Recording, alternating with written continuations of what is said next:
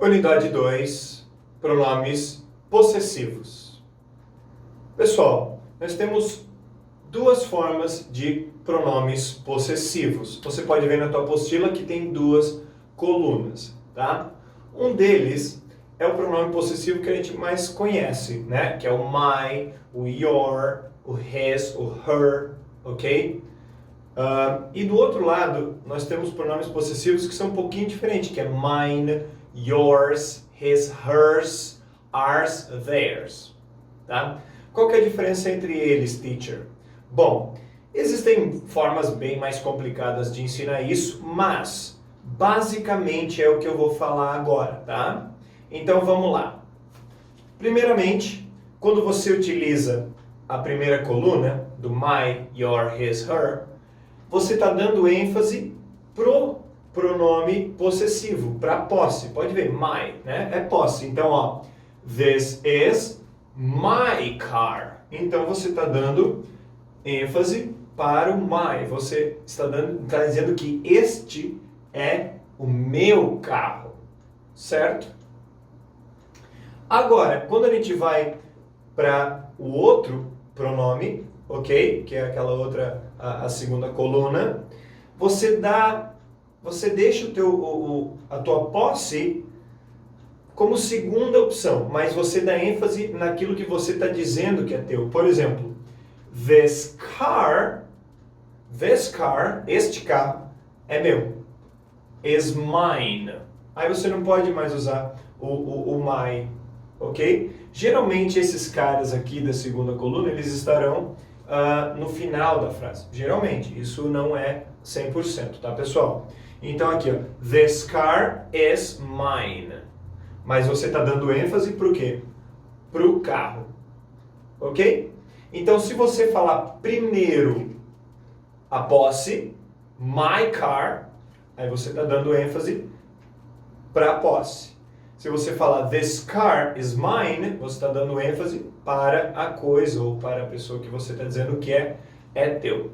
Então, antes do objeto ou da coisa ou da pessoa, a coluna número 1, a primeira coluna, my, e depois da coisa, pessoa ou o que você estiver falando, coluna 2, mine, yours e por aí vai. Observe o seguinte, uma outra maneira de você utilizar a segunda coluna é depois de of, ok? Pessoal, isso aqui é bem diferente do que a gente está acostumado no português, tá? Então, você nunca vai falar assim, ó, he is a friend of yours. Aqui, se você traduzir o pé da letra, vai ficar meio estranho, fica assim, ó, ele é um amigo de seu. Você não fala assim em português. Então, entenda que em inglês, muitas vezes, as coisas serão equivalentes.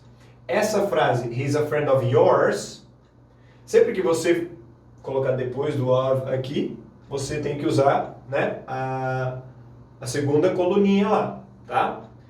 Do mine, ok? Então, aqui você diria em português, ele é um amigo seu. Ele é um amigo seu. Certo? Então, primeiro vem a pessoa, a coisa que você está falando, e depois vem o pronome de posse. Ok? Então, antes do substantivo, que é coisa, pessoa e tudo mais, my. Depois, a coluna do mine.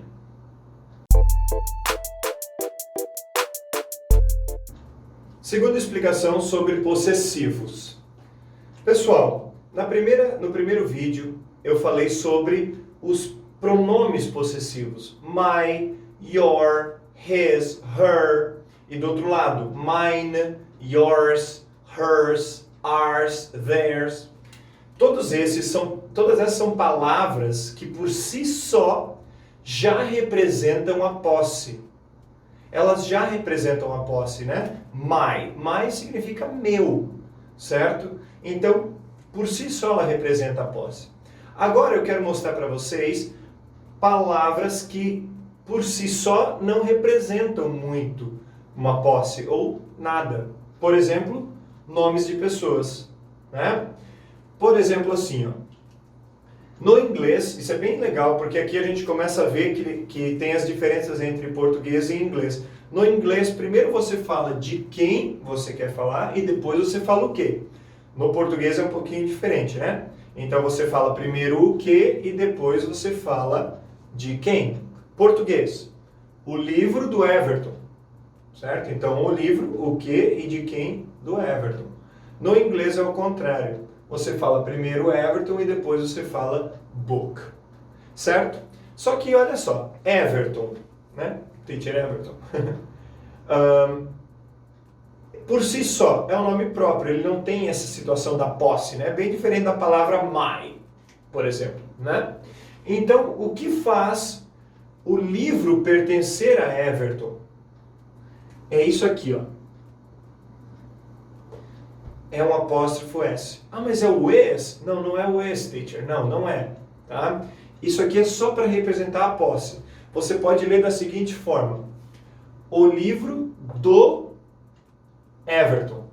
Tá? O livro do Everton. Vamos lá, então vamos fazer isso aqui. Como tu acha que vai ficar essa do George? Exatamente. George's car.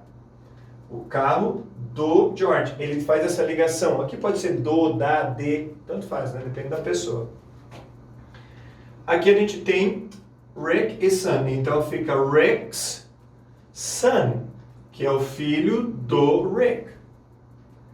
E olha que interessante, eu botei um último exemplo aqui do Charles.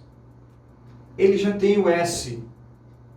E agora, teacher, se já tem o S, eu coloco mais um? Então eu quero unir o celular com o Charles.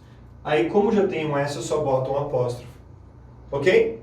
Então, essa ligação com o apóstrofo S liga a coisa à pessoa no inglês, que é o contrário. Primeiro de quem e depois o que.